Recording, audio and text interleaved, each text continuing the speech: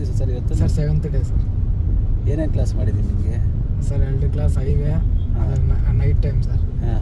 ಮತ್ತು 2 days ಗಲ್ಲಿ road, 1 day parking, ಇನ್ನು 2 days ಅಪ್ ರೋಡಲ್ಲಿ ಪ್ರಾಕ್ಟೀಸ್.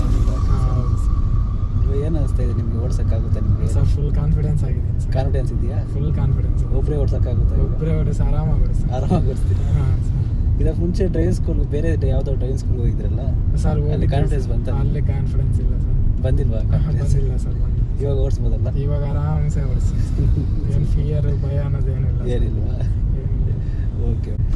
ಎಷ್ಟು ರೇಟಿಂಗ್ ಕೊಡ್ತೀರಾ ನೀವು ಸರ್? ನಮಗೆ sir 10 out of 10 sir. 10 out of 10 ಪಕ್ಕ ಸರ್. ಚೆನ್ನಾಗಿ ಹೇಳ್ಕೊಡ್ತೀರಾ? ಚೆನ್ನಾಗಿ ಸೂಪರಾಗಿ ಹೇಳ್ಕೊಡ್ತೀನಿ.